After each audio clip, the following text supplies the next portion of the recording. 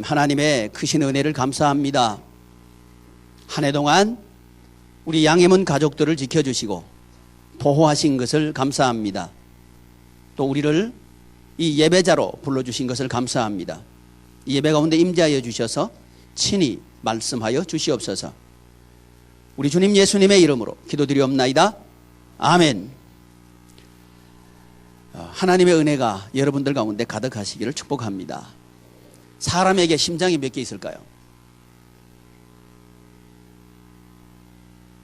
2개 있습니다. 하나는 여기 있고 하나는 어디 있을까요? 우리 김혜석 집사님 여기 있대. 심장은 피를 흐르도록 하는 기능을 하죠. 사람이 피만 잘 돌아가면 잘 살 수 있다고 합니다. 사람들이 제일 무서워하는 병이 뭐냐 하면 암이죠. 치매. 누가 치매라 그랬어요? 예, 그 연세가 됐죠. 예.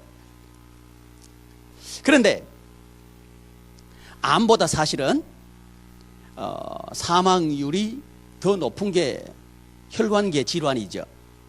그래서 심근경색, 또 이 뇌 쪽에 혈관계 질환, 이 두 가지, 뇌경색, 뇌출혈, 이쪽으로 합하면 암으로 소천하는 사람보다 훨씬 그 확률이 높대요.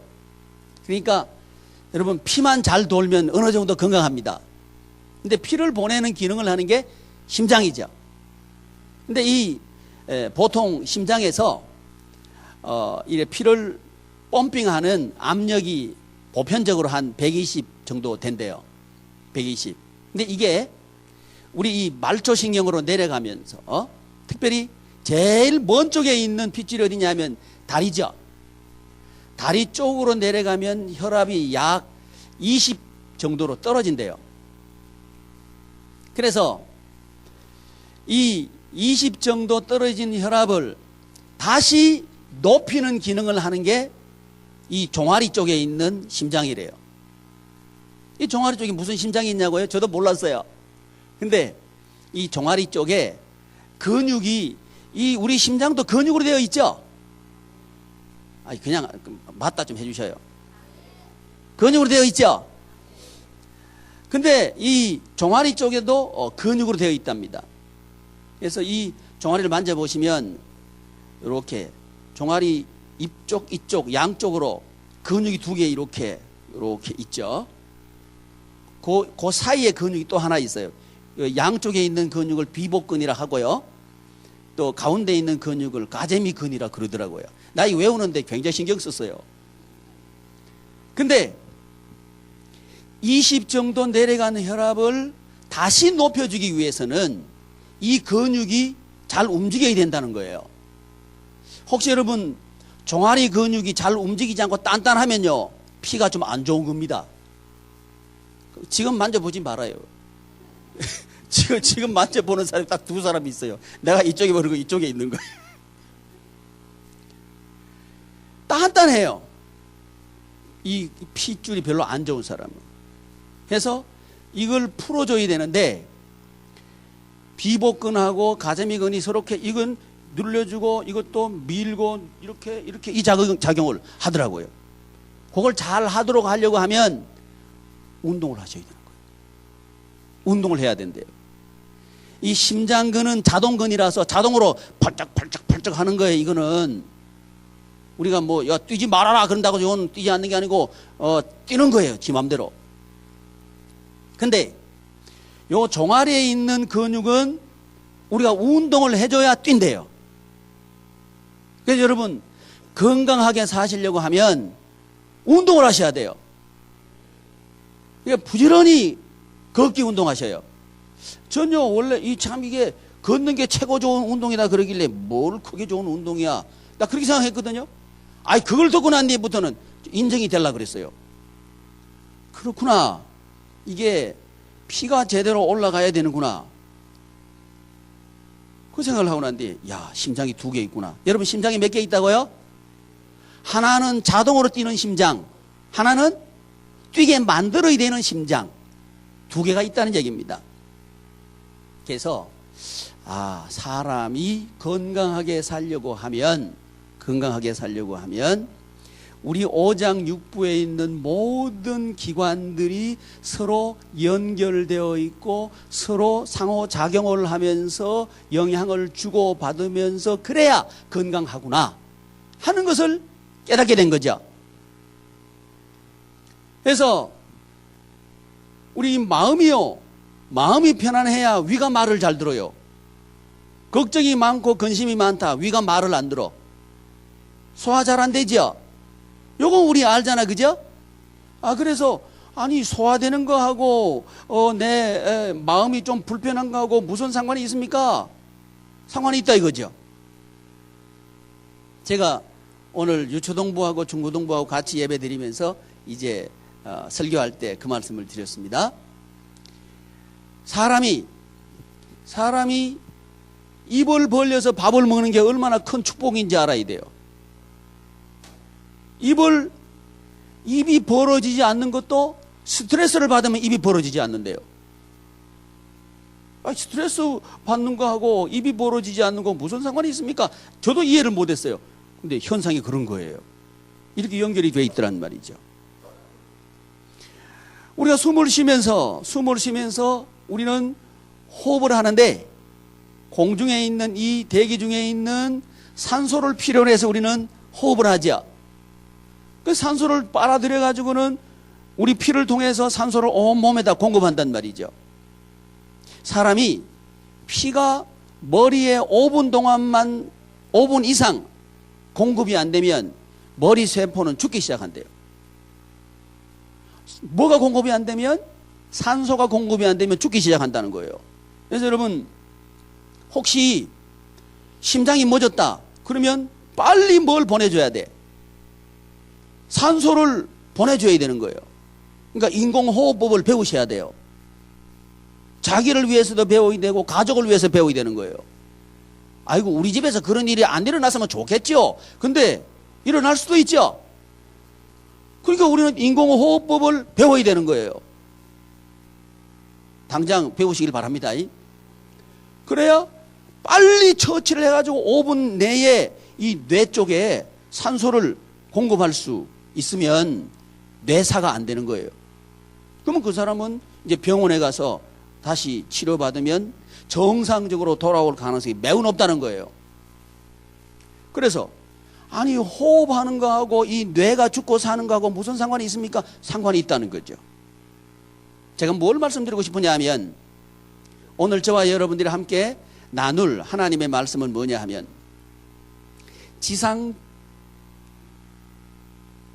이거 없네. 지상 그거는 뺐네요. 제목이 뭐예요? 없잖아요. 이거 읽으시라고요. 예, 독생자를 주셨으니 하나님이 세상을 이처럼 사랑하사, 여기까지 했죠. 이제 오늘 할 차례는 지상 최대 축복 만들기 프로젝트 중에서 독생자를 주셨으니 이거 배울 차례입니다. 독생자를 주셨으니, 독생자를 주신 것하고 하나님이 세상을 이처럼 사랑하사 하나님이 세상을 사랑하신 그것하고 무슨 상관이 있느냐를 우리가 알아야 복음을 아는 겁니다. 이걸 모른다면 복음을 모른다는 거죠. 따라서 이것을 모르고 이것을 믿지 못한다면 우리는 신앙생활을 한다고 여기 앉아있지만 우리의 세상은 여전히 천국이 아니라는 거죠. 우리 몸이 건강하려고 하면 허파도 심장도 위도 장도 머리도 근육도 서로 연결되면서 서로 기능을 해야 되는 거죠. 운동을 해야 되는 거죠. 그래야 건강한 거죠. 그렇습니다. 그럴 때 우리 몸은 건강할 수 있다는 거죠. 이렇게 해서 우리의 인간은 영과 혼과 몸으로 되어 있는데 영과 혼과 몸이 각각 떨어져 있으면 그 사람은 건강하지 못하다는 거죠. 이 몸은 어디에 살고 있냐면 세상에 살고 있는 거죠. 이 세상을 살고 있는 우리의 세상은 세 가지 세상으로 이해했죠? 하나는 무슨 세상? 처음 세상, 이 따라오셔야 돼요. 두 번째 세상은 빼앗긴 세상, 세 번째 세상은 회복된 세상. 이 세 가지 세상이 있는데 우리가 살고 있는 세상은 빼앗긴 세상에서 살고 있다는 거죠. 이 빼앗긴 세상에서 살고 있는 나는 어떤 존재인가? 어떻게 살 때에 나는 건강한 사람으로 살 수 있는가? 그건 뭐냐면 우리의 몸이 건강해야 건강히 살 수 있는 거죠. 우리 몸의 건강은 마음이 건강할 때 몸이 건강할 수 있다는 거죠. 그렇죠? 이거 지금 제가 말씀드린 거죠.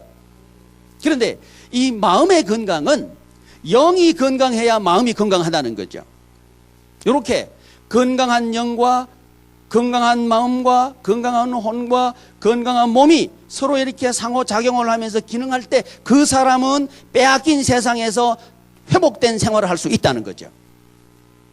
그것이 독생자를 주신 이유입니다.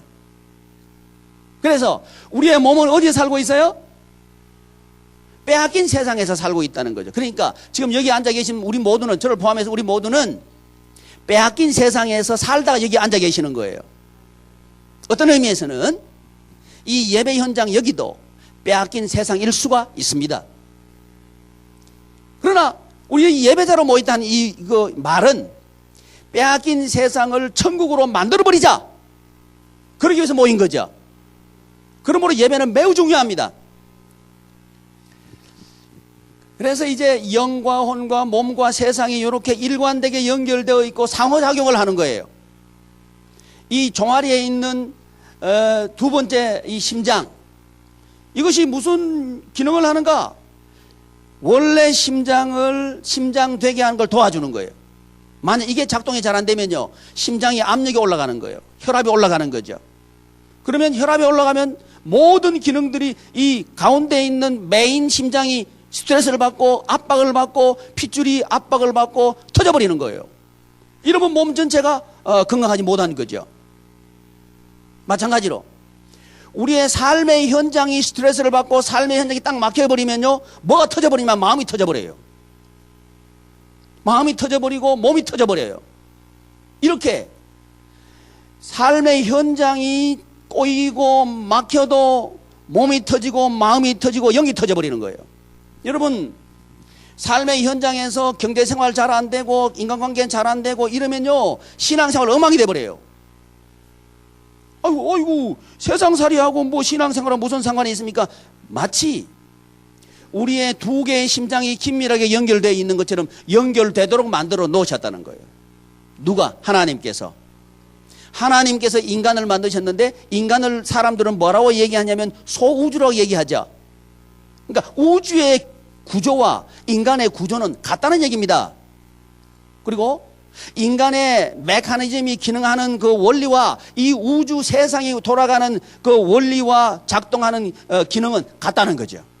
그 같음이 뭐냐 하면 하나로 연결되어 있을 때 우리 몸은 건강한 것처럼 우리의 교회와 가정과 또 삶의 현장이, 직장이 또는 사업장이 하나로 연결되어 있을 때에 우리의 삶은 천국생활을 할 수 있다는 거죠. 그게 빼앗긴 세상에서 회복된 생활을 할 수 있는 원리라는 거죠. 그런데 우리의 영은 혼자 있을 존재가 아니고 의존자라고 말씀을 드렸죠. 우리의 영이 생명이신 성령님에게 연결되어 있을 때 우리의 영이 건강해져요. 우리의 영이 성령님으로 충만하게 됩니다. 성령님으로 충만하게 될 때 이 성령 충만을 받은 우리의 영이 우리의 혼을 강력하게 붙잡아요. 이걸 믿지 않은 사람들은 뭐라고 얘기하냐면 그 중에 한 부분을 멘탈이라고 얘기하는 거예요. 한 부분. 사람은요, 이 세상의 삶의 현장에서 성공과 실패는 기술에 있지 않습니다, 여러분. 뭐에 있냐면 멘탈에 있는 거예요. 아무리 어려워도 정신이 무너지지 않으면 그 사람 이렇습니다. 근데 우리는 잘못하면요, 기술이 있어야 된다, 여러분 돈 아무리 많아도요, 멘탈이 무너져버리면 무너집니다. 그래서 성령 충만을 받은 우리 영이 될 때 우리의 혼은 성령님에게 사로잡힙니다. 그럴 때에 우리의 의지는 강력해지고요. 우리의 감정도 건강한 감정이 됩니다. 감정이 굉장히 중요합니다. 건강한 감정이 될 수 있는 비결이 뭐냐면 우리가 성령 충만 받을 때 감정이 건강해져요. 이게 감정이 건강하지 않은 사람은요, 그냥 쳐다봤는데 째려봤대.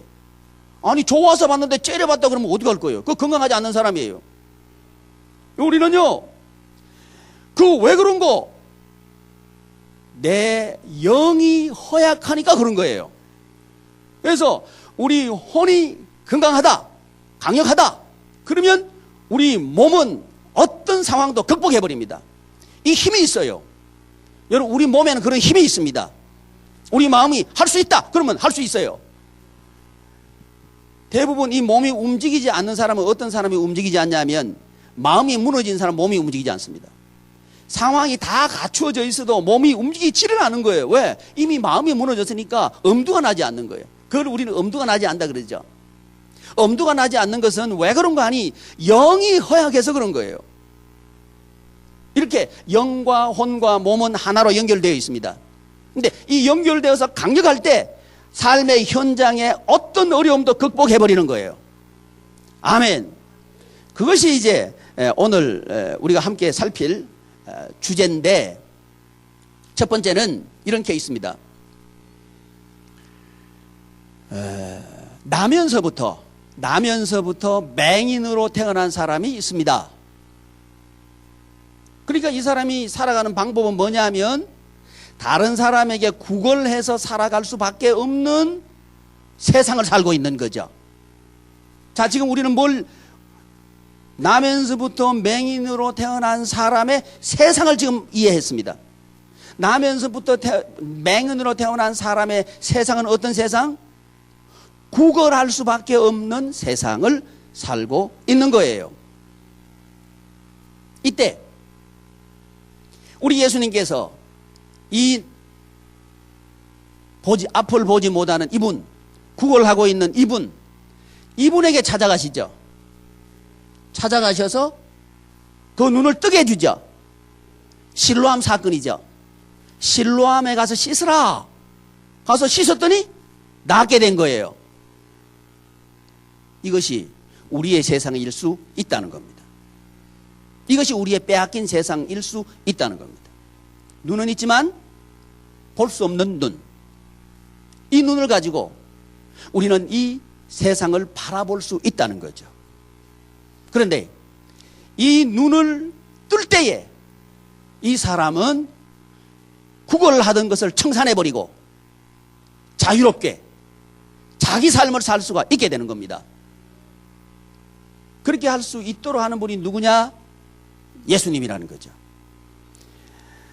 요한복음 9장 1절부터 10장 18절까지에는 예수님께서 독생자를 주셨으니, 이 부분 우리가 이해하는데, 독생자를 주셨으니 그 독생자 예수님께서 당신 스스로를 뭐라고 요한복음 10장 7절에서 말씀하고 있냐면, 나는 양의 문이다, 이렇게 말씀하시는 거예요. 내가 누구냐? 예수님 스스로 자기 계시를 하시는 거예요. 스스로를 계시하시는데 나는 양의 문이다, 이 말씀을 하신단 말이에요. 양의 문이다, 이 말씀을 하시는 배경이 뭐냐면, 이 배경이 뭐냐면 굉장히 중요한데요. 이 배경은 곧 이 말씀을 하게 된 근거라는 거죠. 다시 말씀드리면, 나는 양의 문이다, 이 말씀을 하신 나는 독생자를 주셨으니 할 때 그 독생자인 나는, 예수님께서 자기 스스로를 나는 양의 문이다 하셨는데, 왜 그 말씀을 하셨는가? 그것이 배경이라는 거죠. 그것이 근거라는 거죠. 왜 이 말씀을 하셨느냐 하면 그 앞에 나와 있는 요한복음 9장이 배경이고 근거입니다. 요한복음 9장에 보면 아까 제가 말씀드린 대로 나면서부터 앞을 보지 못하는 맹인으로 태어난 사람이 있는데, 그 맹인을 고쳐주십니다. 우리 예수님께서 고쳐주셨을 때 얼마나 좋아요. 그런데 그 예수님을 비판합니다. 누가 비판하느냐? 바리새인들이 비판합니다. 바리새인, 요즘으로 말하면요, 스스로 잘 믿는 채 하는 사람들, 이 사람들이 비판합니다. 아니, 다른 사람 잘 되면 얼마나 좋아요. 그렇죠? 근데 다른 사람 잘 되면 배 아파하는 사람이 바리새인이에요. 자기가 잘해야 되는 거예요. 비판합니다. 그랬을 때 안식일에 고쳤다고 비판한 거예요. 안식일에. 여러분, 참된 안식의 의미는 어디 나와 있냐면 창세기 2장 1절부터 3절까지 나와 있습니다. 모든 만물을 다 창조하신 하나님께서 그 모든 만물들을 인간에게 주시고 인간에게 주셔서 그것을 누리면서 살게 하십니다. 이런 상태. 그러니까 하나님께서 만드신 모든 것들을 하나님께서 보시니까 보시기에 심히 좋았더라. 그 심히 좋았더라 그 상황 속에서 하나님께서 인간에게 맡기고 하라고 하신 두 가지 일. 씨를 복주고 땅을 복주시는 하나님의 축복을 그 땅 안에서 누리는 그 풀로 가득 찬 상태, 그걸 안식이라 그럽니다. 그게 안식의 개념이에요. 그러니까 이 안식일 날은 왜 있느냐? 안식일은 복주는 날입니다. 이 우주 만물을 만드신 하나님께서 이 모든 것들을 누구에게 주셨느냐? 우리에게 주셨다고요. 누구에게 주셨다? 우리에게 주셨다. 그런데 우리에게 주신 것을 우리가 누릴 수 있도록 하나님께서 하나님의 말씀을 가르쳐 주시고 하나님께서 은혜를 베풀어 주셔서 그 땅 안에서 우리의 영과 혼과 몸이 그 땅 안에서 회복된 생활을 할 수 있도록 하기 위해서 복 주시는 날, 그날이 안식일이에요. 그러니까 맹인을 눈뜨게 하는 게 좋은 날이죠. 그거 당연한 거죠. 안식일은 그런 일을 하는 날이에요. 근데 바리새인들은 율법적으로 해석한 거예요. 여러분, 율법적으로 자기 인생을 들여다보는 사람은 비판합니다. 율법적으로 다른 사람의 인생을 들여다보는 사람은 비판합니다. 그러니까 내가 지금 비판을 잘한다 그러면 내가 지금 바리새인이구나 이렇게 보시면 돼요. 예수님은 그런 상황 속에서 뭐라고 말씀하시냐면 내가 양의 물이다 이렇게 하시는 거예요. 그런 비판을 받는 상황 가운데서 내가 양의 물이다 이 말씀하신다고요. 그러면서 나로 말미암아 들어오면서 꼴을 얻고 나가면서 꼴을 얻게 하려 함이라. 꼴을 얻도록 하기 위해서 양의 문이 되신 예수님께서, 이 양들은 울타리가 있는데 그 울타리에 문이 된 분이 예수님이라는 거예요. 예수님으로 말미암아 들어가는 사람은 그 목자고 그 문으로 들어가는 사람은 목자고 다른 데로 넘어가는 사람은 도적이다. 그 요한복음 10장에 그 말씀하고 있는 거예요. 그러니까 지금 누구 보고 도적이라 하냐면 바리새인 보고 도적이라 하는 거예요. 예수님으로 말미암아 그 우리로 들어가는 목자, 그 목자가 참 목자다. 이 말씀하시면서 이 세상에서 맹인으로 살아가면서 구걸하면서 살아가는 그 사람과 같은 우리에게 뭐라고 말씀하시느냐? 나로 말미암아 들어가면 생명을 얻고 풍성히 얻게 하려 함이라. 생명을 얻는다는 거예요. 여러분, 우리는요 신앙생활 하면서도 살맛 나게 살 수도 있고요, 교회는 나오지만 살 맛이 안 날 수가 있어요. 생명을 다른 말로 고치면 살맛 나는 인생입니다. 여러분, 살맛 나는 인생은 어떻게 할 때 살맛 나는 인생인가? 바리새인 신앙생활 하는 사람이죠. 그죠? 특별히 그 시대에 신앙생활을 잘한다고 뻐기는 사람이죠. 근데 그는 살맛 나는 세상을 사는 게 아니에요. 우리는 살맛 나는 세상 살기를 원합니다. 그러려고 하면 길이 있다는 거예요. 그건 뭡니까? 양의 문으로 들어가라는 거예요. 할렐루야. 양의 문으로 들어가면 생명을 얻고 생기가 있고, 여러분 사람이 생기가 있어야 돼요. 아무리 연세가 많아도 생기 있으면요 이뻐요. 아멘. 아무리 팔등신이 뭔지 난 몰라요. 팔등신이고 뭐 이렇게 미인이고 해봐도 생기가 없고 풀이 쭉쭉하면 보기 싫어. 그렇죠? 생기가 있기를 축복합니다. 아멘. 눈을 좀 빠르게 뜨고, 아멘. 썩은 동태눈 하지 마시고 그냥 반질반질하게 또 눈을 뜨시고 이렇게 사시기를 바랍니다. 그렇게 살고 싶지 않은 사람이 누가 있어요?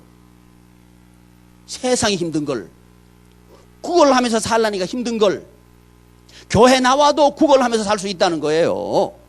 그런데 양의 문으로 들어오면 된다는 거예요. 그러면 살만 난다 이거죠. 할렐루야. 이것이 독생자를 주셨으니의 첫 번째 의미입니다. 살만 나는 세상을 사십시오.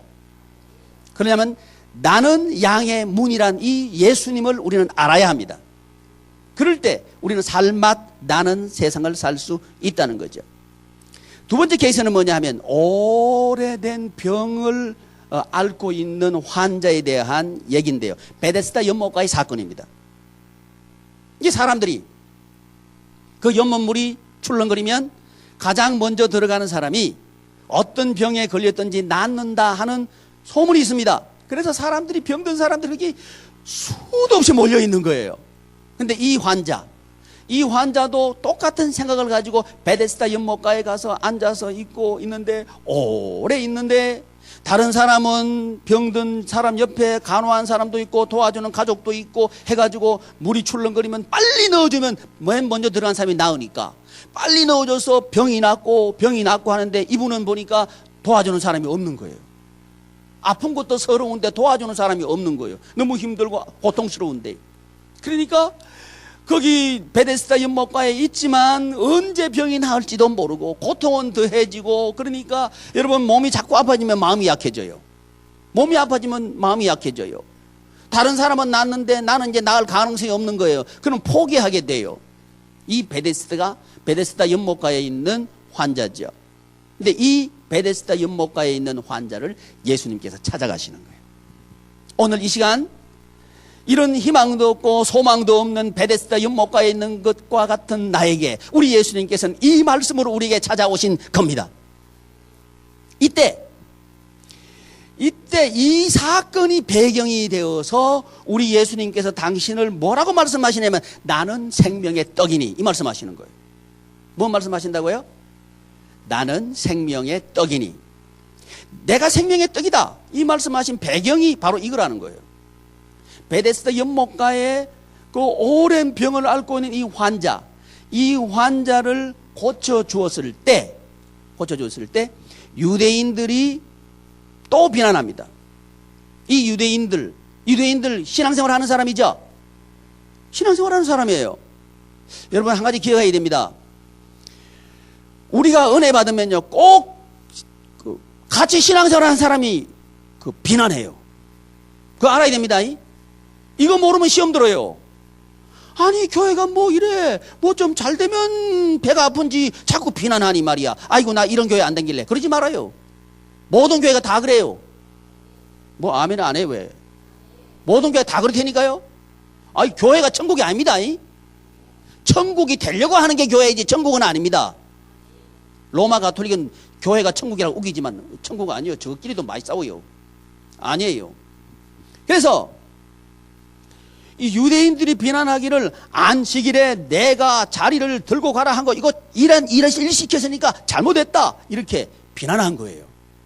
이때 우리 예수님께서 그 기적을 행하시고 난 뒤에 사람들이 병을 고칠까 싶어가지고 예수님을 막 따라오는 거예요. 그때 우리 예수님께서 벌판으로 가십니다. 빈 벌판에 가시고 거기서 설교하시는 거예요. 그 사람이 남자만 5,000명 정도 모였습니다. 그리고 아이들과 여인들과 연세 많은 분들을 포함하면 2만 명이 넘는 사람들이 그 빈 들판에 모여가지고 예수님의 설교 말씀을 들으시는 거예요. 이제 날이 저뭅니다. 저녁 때가 됐습니다. 그때 우리 예수님께서 이런 말씀을 하십니다. 제자들이 아니 지금 저녁 때가 다 되어 가니까 예수님 이제 설교 그만하시고 이 사람들 밥 먹을 걱정해야 되죠? 그랬을 때 너희들이 주어라 이 말씀을 하시는 거예요. 너희들이 주어라. 예수님의 시험 문제입니다. 여러분 어쩌면 오늘 이 예배 시간이 저와 여러분들에게 이 시험 문제를 우리 하나님께서 내고 계신다고 생각할 수 있습니다. 왜냐하면 이 말씀을 우리에게 지금 주셨으니까. 그래서 이 베데스다 연못가에 병 고친 걸 보고 사람들이 구름처럼 몰려가지고 야 표적 봤다 그러면서 나도 병 고치면 좋겠다 하고 막 따라오는데 예수님 설교가 끝이 없는 거예요. 설교 듣는데 보니까 배는 고파하는데 배고파오는 줄도 모르고 설교 들은 거예요. 야 저도 이런 설교 해봤으면 좋겠어요. 아침에 시작해서 저녁 때까지 설교해버렸으면 좋겠어요. 아멘, 아멘 한 사람 복 받아요. 그래 설교하시는 거예요. 그 배가 때가 됐는데 예수님은 계속 설교할 기세니까 제자들이 있다가 아이고 이제 때가 이제 저녁 다 됩니다. 그랬더니 예수님께서 문제 내시는 거예요. 너희들이 먹을 것을 주어라. 이랬을 때 빌립이 뭐라고 하냐면 예수님 200데나리온의 돈이 있어도 부족할 것입니다. 돈 걱정하는 거죠. 그러니까 너희들이 먹을 것을 주라 하면 얼른 우리 머릿속에서는 돈 걱정하는 거예요. 누구죠? 우리하고 비슷하지 않나요? 예, 침묵해도 다 알아요. 우리하고 비슷해요. 돈 들어오면 좋아해. 돈 나가면 싫어해. 돈 주머니에 있으면 든든해. 예수님 계시면 든든해. 그러지 말아요. 그래서 이 예수님을 따라다닌 거예요. 너희들이 먹을 걸 주어라. 그랬더니 돈 없다는 거예요. 또 하나는 뭐냐? 있기는 있는데 이 많은 사람에게 이 도시락 하나 가지고 뭐 택이나 되겠습니까? 할 수 없습니다. 힘이 없어 안 돼요. 못 해요. 이게 되는 거예요. 그랬을 때 어린아이가 도시락 하나를 예수님께 드리죠. 그랬을 때 예수님께서 축사하시고 나누어 주게 하죠. 그게 우리가 잘 알고 있는 뭐예요? 오병이어의 기적이죠. 우리 여기서 멈추면 안 된다는 거예요. 사람들 여기서 멈추려고 그래요. 와, 이 도시락 하나 이거 드리면 뻥 튀게 해가지고 2만 명 먹을 수 있다. 할렐루야. 여기서 멈추면 안 된다는 거예요. 내가 생명의 떡이니 이 말씀 하시기 위해서 우리 예수님께서는 이 오병이어의 기적을 활용하시는 거예요. 다시 말씀드리면 2만 명이나 되는 사람들의 필요가 뭐냐면 먹어야 되는 거죠. 의식주에 대한 문제죠. 세상에 대한 문제죠. 세상의 필요죠. 이 필요를 가지고 와서 우리 예수님께서는 영원한 떡에 대한 말씀을 하시는 거예요. 다시 말씀드리면 영원한 하나님의 나라와 지금 우리의 세상은 이렇게 연결되어 있다는 거죠. 마치 우리의 오장육부 사지가 다 연결되어 있고 결합되어 있고 서로 상호작용을 하고 영향을 주고받고 있으면서 살아가는 것처럼 우리의 세상도 마찬가지입니다. 이 사실을 우리 예수님께서는 가르쳐주고 싶으신 거예요. 우리가 교회를 아무리 다녀도 이 사실을 모른다면 건강할 수 없어요. 살만 나는 세상을 살 수 없어요. 또 우리가 이 배고픔의 문제 해결 못해요. 여러분, 돈이 많다고 해서 배고픔의 문제 해결되는 게 아닙니다. 왜 그런 거 아니요? 우리 예수님께서 오병이어의 기적을 행하시죠. 그랬더니 2만 명이 먹고 12바구니 가득 차게 거두죠. 그 다음을 보십시오. 우리 예수님을 사람들이 잡아가지고 왕 삼으려고 그러니까 예수님은 도망가시잖아요. 그게 우리 예수님의 뜻이 아니라는 거죠. 왜냐하면 그것으로 이 세상이 주는 것으로 우리는 배고픔의 문제를 해결할 수 없다는 걸 우리가 알아야 합니다. 따라서 정말 이 세상에서 천국 생활하는 것은 이 세상이 줄 수 있는 게 아니라는 거죠. 우리의 이 배고픔의 문제는 생명의 떡이신 예수님을 먹어야 된다는 거죠. 그때 내가 생명의 떡이로라 하시면서 내 살은 진짜 양식이고 내 피는 진짜 음료로다. 이 말씀을 하시는 게 내가 생명의 떡이로라 하는 그 말씀입니다. 따라서 저와 여러분들이 이 사실을 믿을 때, 예수님의 십자가와 부활을 믿을 때 우리는 배고픔의 문제가 해결된다는 거죠. 이 믿음이 있을 때, 뭐가 있을 때? 이 믿음이 있을 때 우리의 영혼은 강건해집니다. 아무리 교회에 나와도 이 믿음이 없다면 안 되는 거예요. 어디로 떨어지느냐? 세속주의로 떨어져 버려요.